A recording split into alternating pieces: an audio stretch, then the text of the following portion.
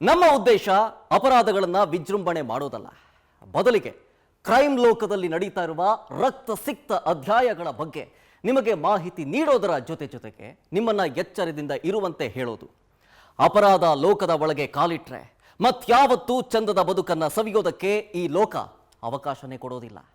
ಹಾಗಾಗಿ ಮಕ್ಕಳು ಸದಾ ಎಚ್ಚರಿಕೆಯಿಂದಿರಬೇಕು. ಪ್ರಮುಖವಾಗಿ ಯುವ ಜನತೆ ಭೂಗತ ಲೋಕದಿಂದ ದೂರ ಇರಬೇಕು ಅನ್ನೋದು ಪವರ್ ಟಿವಿಯ ಆಶಯ. ಇತ್ತೀಚೆಗೆ ಏನಾಗಿದೆ, ಅಪರಾಧ ಲೋಕ ಹೆಡೆಬಿಚ್ತಾ ಇದೆ. ಪ್ರತಿನಿತ್ಯ ಕೊಲೆ, ಸುಲಿಗೆ, ಕಳ್ಳತನ, ಅತ್ಯಾಚಾರ ಪ್ರಕರಣಗಳು ಸಾಮಾನ್ಯವಾಗಿಬಿಟ್ಟಿದೆ. ದಿನಕ್ಕೇನಿಲ್ಲ ಅಂತಂದ್ರೂ ಸಾವಿರಾರು ಅಪರಾಧ ಪ್ರಕರಣಗಳು ಪೊಲೀಸರ ಕ್ರೈಮ್ ಡೈರಿಯಲ್ಲಿ ದಾಖಲಾಗ್ತಾ ಇದೆ. ಇನ್ನು ಸೈಬರ್ ಕ್ರೈಮ್ಗಳಿಗೇನು ಕಡಿಮೆ ಇಲ್ಲ. ಅದೆಷ್ಟೋ ಮಂದಿ ಕೋಟ್ಯಾಂತರ ರೂಪಾಯಿ ಕಳ್ಕೊಂಡಿದ್ದಾರೆ. ಇತ್ತೀಚೆಗಷ್ಟೇ ನೀವು ಗಮನಿಸಬಹುದು, ಡಿಜಿಟಲ್ ಅರೆಸ್ಟು ಈ ಪ್ರಕರಣ ಹೆಚ್ಚಾಗ್ತಾ ಇದೆ. ಪ್ರಧಾನಿ ನರೇಂದ್ರ ಮೋದಿ ಅವರೇ ತಮ್ಮ ಮನ್ ಕಿ ಬಾತ್ ಕಾರ್ಯಕ್ರಮದಲ್ಲಿ ಡಿಜಿಟಲ್ ಅರೆಸ್ಟ್ ಬಗ್ಗೆ ಮಾತನಾಡಿದ್ದಾರೆ. ಅಂತಂದ್ರೆ ಅರ್ಥ ಮಾಡ್ಕೊಳ್ಳಿ, ಡಿಜಿಟಲ್ ಅರೆಸ್ಟ್ ಉಪಟಳ ಎಷ್ಟಿದೆ ಅಂತ. ನಮ್ಮ ಸುತ್ತಮುತ್ತ ನಡೆಯುವ ಅಪರಾಧ ಚಟುವಟಿಕೆಗಳ ಬಗ್ಗೆ ಎಷ್ಟೇ ಜಾಗೃತವಾಗಿದ್ರೂ ಕಡಿಮೆನೆ. ಹಾಗಾಗಿ ದಿನನಿತ್ಯ ಪೊಲೀಸರ ಕ್ರೈಮ್ ಡೈರಿಯಲ್ಲಿ ದಾಖಲಾಗೋ ಭಯಾನಕ ಭೀಭತ್ಸ ಘಟನೆಗಳನ್ನ ನಿಮಗೆ ತಲುಪಿಸಿ ನಿಮ್ಮನ್ನ ಎಚ್ಚರಿಸ್ತೀವಿ. ಇದೇ ಈ ಹೊತ್ತಿನ ವಿಶೇಷ ಕಾರ್ಯಕ್ರಮ ಕ್ರೈಮ್ ಡೈರಿ. ಕ್ರೈಮ್ ಡೈರಿಯಲ್ಲಿ ಇವತ್ತಿನ ಮೊದಲ ಸ್ಟೋರಿ, ರೇಣುಕಾಸ್ವಾಮಿ ಹತ್ಯೆ ಕೇಸ್ನಲ್ಲಿ ನಟ ದರ್ಶನ್ ಜೈಲು ಪಾಲಾಗಿ ಇದೀಗ ಹೊರಗಿದ್ದಾರೆ. ರಿಲ್ಯಾಕ್ಸ್ ಮೂಡ್ನಲ್ಲಿದ್ದಾರೆ ಜಾಮೀನಿನ ಮೇಲೆ. ಆದರೆ ದರ್ಶನ್ಗೆ ಟೆನ್ಷನ್ ತಪ್ಪಿದ್ದಲ್ಲ. ಯಾವ ರೀತಿಯ ಟೆನ್ಷನ್ ಕೊಟ್ಟ ಡೀಟೇಲ್ಸ್ ಬರ್ತಾ ಇದೆ ನೋಡಿ. ಮೈಸೂರಿಂದ ಬೆಂಗಳೂರಿಗೆ ಬರ್ತಾ ಇದ್ದಂತೆ ಸುಪ್ರೀಂ ಶಾಕ್ ಕೊಡ್ತಾ ಇರೋದು. ಯಾಕೆ ಗೊತ್ತಾ, ದರ್ಶನ್ ಬೇಲ್ ಸಿಕ್ಕಿದೆಯಲ್ಲ ಈಗ ಹೈಕೋರ್ಟಿಂದ, ಅದನ್ನ ರದ್ದು ಮಾಡುವಂತೆ ಸುಪ್ರೀಂ ಕೋರ್ಟ್ಗೆ ಅರ್ಜಿ ಸಲ್ಲಿಸಿರೋದು. ಪ್ರಮುಖವಾಗಿ ರೇಣುಕಾಸ್ವಾಮಿ ಹತ್ಯೆ ಕೇಸ್ನಲ್ಲಿ ದರ್ಶನ್ ಜಾಮೀನಿನ ಮೇಲೆ ಹೊರಗಿದ್ದಾರೆ. ಏನೇನಾಯ್ತು ಆಗ? ಮಧ್ಯಂತರ ಜಾಮೀನು ಸಿಕ್ತು, 60 ದಿನಗಳ ಕಾಲ ಹೊರಗಡೆ ಇದ್ರು, ಆಮೇಲೆ ಫುಲ್ ಟೈಮ್ ಬೇಲ್ ಸಿಕ್ತು. ರಿಲ್ಯಾಕ್ಸ್ ಮೂಡ್ನಲ್ಲಿ ಇದ್ದಾರೆ. ಆದ್ರೆ ಟೆನ್ಷನ್. ಮೈಸೂರಿಂದ ಬೆಂಗಳೂರಿಗೆ ಬರ್ತಾ ಇದ್ದಂತೆ ಸುಪ್ರೀಂ ಶಾಕ್ ಸಿಗ್ತಾ ಇದೆ ದರ್ಶನ್ಗೆ. ದರ್ಶನ್ ಬೇಲ್ ರದ್ದು ಕೋರಿ ಸುಪ್ರೀಂ ಕೋರ್ಟ್ಗೆ ಅರ್ಜಿಯನ್ನು ಸಲ್ಲಿಸಲಾಗಿದೆ.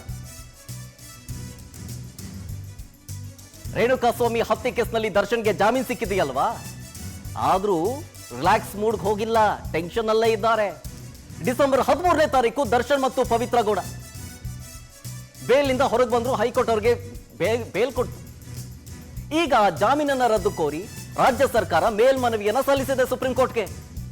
ಸೊ ಅಲ್ಲಿಗೆ ದರ್ಶನ್, ಪವಿತ್ರ ಸೇರಿದಂತೆ 7 ಆರೋಪಿಗಳ ವಿರುದ್ಧ ಮೇಲ್ಮನವಿ ಸಲ್ಲಿಸಿರೋದೀಗ. ದರ್ಶನ್, ಪವಿತ್ರ ಗೌಡ, ಲಕ್ಷ್ಮಣ, ಪ್ರದೋಷ, ನಾಗರಾಜ, ಅನುಕುಮಾರ್ ಮತ್ತು ಜಗದೀಶ 7 ಜನ ಒಟ್ಟು 7 ಆರೋಪಿಗಳ ಜಾಮೀನನ್ನ ರದ್ದು ಕೋರಿ ಇದೀಗ ಮೇಲ್ಮನವಿಯನ್ನ ಸಲ್ಲಿಸಿರೋದು ರಾಜ್ಯ ಸರ್ಕಾರ.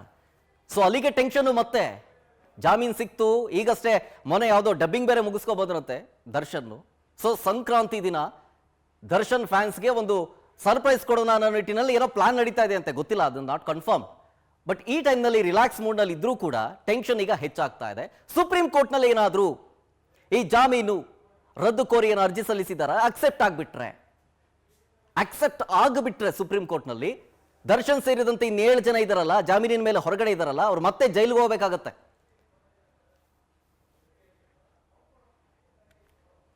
ಡೀಟೇಲ್ಸ್ ಕೊಡ್ತಾರೆ ನಮ್ಮ ಪ್ರತಿನಿಧಿ ವೆಂಕಟೇಶ್.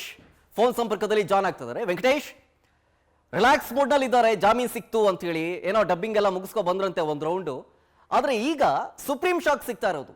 ಸುಪ್ರೀಂನಲ್ಲಿ ಏನಾದ್ರೂ ಜಾಮೀನು ರದ್ದು ಕೋರಿ ಅರ್ಜಿ ಸಲ್ಲಿಸಿದ್ರಲ್ಲ, ಅದು ಅಕ್ಸೆಪ್ಟ್ ಆದ್ರೆ ಏನಾಗುತ್ತೆ ಮುಂದಿನ ಬೆಳವಣಿಗೆ ಅಂತ? ಖಂಡಿತ ಶರತ್, ಯಾಕಂತ ಹೇಳಿದ್ರೆ ಈ ರೇಣುಕಾಸ್ವಾಮಿ ಕೊಲೆ ಪ್ರಕರಣ ಬೆಳಕಿಗೆ ಬಂದಾಗಿಂದ ಕೂಡ ನಟ ದರ್ಶನ್ಗೆ ಒಂದಲ್ಲ ಒಂದು ಕೂಡ ಟೆನ್ಷನ್ ಶುರುವಾಗ್ತಾನೆ ಇತ್ತು. ಯಾವಾಗ ಮೈಸೂರಿಂದ ಅವ್ರನ್ನ ಅರೆಸ್ಟ್ ಮಾಡ್ಕೊಂಡು ಕರ್ಕೊಂಡು ಬರ್ತಾರೋ ಆ ಸಂದರ್ಭದಲ್ಲಿ ಆತ ಕೂಡ ತನ್ನ ಈ ಒಂದು ಕೊಲೆ ಕೇಸ್ನಲ್ಲಿ ನನ್ನ ಪಾತ್ರ ಏನಿಲ್ಲ ಅಂತ ಹೇಳಿ ಪೊಲೀಸರ ಮುಂದೆ ನಾಟಕ ಮಾಡೋಕೆ ಶುರು ಮಾಡ್ತಾರೆ. ಯಾವಾಗ ಸಾಕ್ಷಿಗಳನ್ನ ಮುಂದಿಡ್ತಾರೋ ಆಗ ಸೈಲೆಂಟ್ ಆಗ್ತಾರೆ. ಇದೆಲ್ಲ ಬೆಳವಣಿಗೆಗಳ ನಡುವೆ ಪರಪ್ಪನಗರ ಜೈಲಿನಲ್ಲಿ ಕೂಡ ಹೋಗ್ತಾರೆ. ಅದಾದ ಬಳಿಕ ಬಳ್ಳಾರಿ ಜೈಲಿಗೆ ಶಿಫ್ಟ್ ಮಾಡಲಾಗುತ್ತೆ. ಆರೋಗ್ಯದ ಸಮಸ್ಯೆ ಅಂತ ಹೇಳಿ ಮಧ್ಯಂತರ ಜಾಮೀನನ್ನು ಕೂಡ ಪಡ್ಕೊಳ್ತಾರೆ. ಅದಾದ ಬಳಿಕ ಏನು ಒಂದು 6 ವಾರಗಳು BGS ಆಸ್ಪತ್ರೆಯಲ್ಲಿ ಒಂದು ಟ್ರೀಟ್ಮೆಂಟ್ ಅನ್ನ ಪಡ್ಕೊಳ್ತಾರೆ. ಟ್ರೀಟ್ಮೆಂಟ್ ಪಡ್ಕೊಳ್ತಾ ಇದ್ದಂತ ಸಂದರ್ಭದಲ್ಲಿ ಕೂಡ ಕೊನೆಯ ದಿನ ಆಗಿರುತ್ತೆ. ಆ ಸಂದರ್ಭದಲ್ಲಿ ಅವರಿಗೆ ಒಂದು ರೆಗ್ಯುಲರ್ ಬೇಲ್ ಕೂಡ ಸಿಗುತ್ತೆ.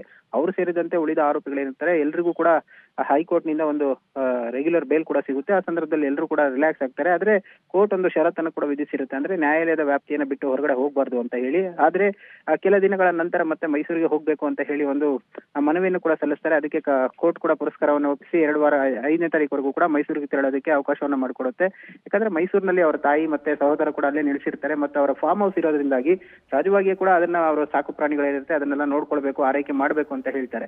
ಅದಾದ ಬಳಿಕ ಈಗ ಅವರ ಒಂದು ಜಾಮೀನು ಒಂದು ಮಧ್ಯಂತರ ಏನು ಒಂದು ಮೈಸೂರಿಗೆ ಹೋಗ್ಬೇಕಾದಿದ್ದಂತ ಇತ್ತು, ಅದು ಕ್ಯಾನ್ಸಲ್ ಆಗಿರುವಂತದ್ದು ನಿನ್ನೆಗೆ. ಮತ್ತೆ ಅದನ್ನ ವಿಸ್ತರಣೆ ಮಾಡಿ ಅಂತ ಹೇಳಿ ಏನಾದ್ರು ಮನವಿಯನ್ನು ಸಲ್ಲಿಸ್ತಾರ ಅನ್ನೋದನ್ನು ಕೂಡ ಕಾದ್ ನೋಡ್ಬೇಕು. ಈ ಎಲ್ಲ ಬೆಳವಣಿಗೆಗಳ ನಡುವೆ ಕೂಡ ಪೊಲೀಸರು ಈಗ ದರ್ಶನ್ಗೆ ಶಾಕ್ ಕೊಡೋದಕ್ಕೆ ಸುಪ್ರೀಂಗೆ ಮನವಿಯನ್ನು ಸಲ್ಲಿಸೋದಕ್ಕೂ ಕೂಡ ಸಿದ್ಧತೆಯನ್ನ ಮಾಡ್ಕೊಳ್ತಾ ಇದ್ದಾರೆ. ಆ ಹಿನ್ನೆಲೆಯಲ್ಲಿ ಗೃಹ ಇಲಾಖೆಯು ಕೂಡ ಗ್ರೀನ್ ಸಿಗ್ನಲ್ ಕೊಟ್ಟಿದೆ. ಮೌಖಿಕವಾಗಿ ಅದನ್ನ ಮೊದಲೇ ಕೊಟ್ಟಿದ್ರು, ಈಗ ಲಿಖಿತ ರೂಪದಲ್ಲಿ ಏನು ಒಂದು ಗ್ರೀನ್ ಸಿಗ್ನಲ್ ಸಿಕ್ಕಿರೋದ್ರಿಂದಾಗಿ ಸಹಜವಾಗಿಯೇ ಕೂಡ ಈಗ ಪೊಲೀಸರು ಕೂಡ ಮತ್ತೆ SPP ಅವರು ಕೂಡ ಸುಪ್ರೀಂ ಕೋರ್ಟ್ಗೆ ಮನವಿಯನ್ನು ಕೂಡ ಮಾಡ್ಕೊಳ್ತಾ ಇರುವಂತದ್ದು. ಈ ಒಂದು ಚಾರ್ಜ್ ಶೀಟ್ ಏನಿದೆ ಅದನ್ನೆಲ್ಲ ಈಗಾಗಲೇ ಭಾಷಾಂತರ ಕೂಡ ಆಗಿದೆ.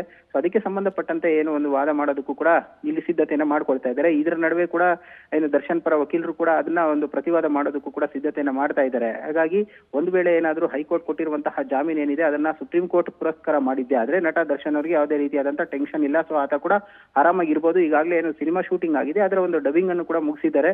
ಸೊ ಸಹಜವಾಗಿಯೇ ಕೂಡ ಆತ ಏನು ಎಲ್ಲ ಇಷ್ಟು ದಿವಸ ಹೇಗಿದ್ರು ಅದೇ ರೀತಿ ಕೂಡ ಇರ್ಬೋದು. ಒಂದು ವೇಳೆ ಏನಾದ್ರೂ ಸುಪ್ರೀಂ ಕೋರ್ಟ್ ಹೈಕೋರ್ಟ್ ಕೊಟ್ಟಿರುವಂತಹ ಒಂದು ತೀರ್ಪು ಏನಿದೆ ಅದನ್ನ ಪ್ರಶ್ನೆ ಮಾಡಿ ಇದು ಆ ಜಾಮೀನು ಕೊಟ್ಟಿರುವಂತಹದ್ದು ಏನಿದೆ ಅದು ಸರಿ ಅಲ್ಲ ಅಂತ ಹೇಳಿ ಏನಾದ್ರೂ ಆ ಜಾಮೀನನ್ನ ತಿರಸ್ಕಾರ ಮಾಡಿದ್ದೆ ಆದ್ರೆ ನಟ ದರ್ಶನ್ ಸೇರಿದಂತೆ 8 ಜನ ಆರೋಪಿಗಳು ಕೂಡ ಮತ್ತೆ ಅವರು ಯಾವ ಜೈಲಲ್ಲಿದ್ರು, ಬಳ್ಳಾರಿ ಸೇರಿದಂತೆ ಪರಪ್ಪನಗರ, ಶಿವಮೊಗ್ಗ ಜಿಲ್ಲೆ, ಗುಲ್ಬರ್ಗ ಎಲ್ಲಿ ಯಾವ ಜೈಲಲ್ಲಿದ್ರು ಅಲ್ಲಿಗೆ ಹೋಗ್ಬೇಕಾಗುತ್ತೆ. ಇಲ್ಲಿ ನಾವು ಪ್ರಮುಖವಾಗಿ ನೋಡ್ಬೇಕು, ಯಾಕಂದ್ರೆ ಇಂಥ ಪ್ರಕರಣಗಳನ್ನ ನಾವು ಹಿಂದೆ ಗಮನಿಸಿದಾಗ ಅಂದ್ರೆ ಒಂದು ವೇಳೆ ಹೈಕೋರ್ಟ್ ಕೊಟ್ಟಂತ ತೀರ್ಪನ್ನ ಸುಪ್ರೀಂ ಕೋರ್ಟ್ ಅದನ್ನ ಪುರಸ್ಕಾರ ಮಾಡಿದ್ಯಾ, ಆದ್ರೆ ಈ ಕೇಸು ಸಾಮಾನ್ಯವಾಗಿ ಒಂದು ಕೊಲೆ ಕೇಸ್ ಆಗಿರೋದ್ರಿಂದಾಗಿ ದರ್ಶನ್ ಅವರ ಹೆಸರು ಕೇಳಿ ಬಂದಿರೋದ್ರಿಂದಾಗಿ ಏನಾದ್ರೂ ಹೈಪ್ ಆಗುತ್ತಾ ಅಥವಾ ಸಹಜವಾಗಿ ಎಲ್ಲಾ ಕೊಲೆ ಪ್ರಕರಣಗಳಲ್ಲಿ ಕೂಡ ಇದು ಒಂದು ಕೊಲೆ ಅಂತ ಹೇಳಿ ಸುಪ್ರೀಂ ಕೋರ್ಟ್ ತೀರ್ಪನ್ನ ಕೊಡುತ್ತಾ ಅನ್ನೋದನ್ನ ಕಾದ್ ನೋಡ್ಬೇಕಾಗುತ್ತೆ. ಶರತ್, ಥ್ಯಾಂಕ್ ಯು ವೆಂಕಟೇಶ್ ಡೀಟೇಲ್ಸ್ಗಾಗಿ.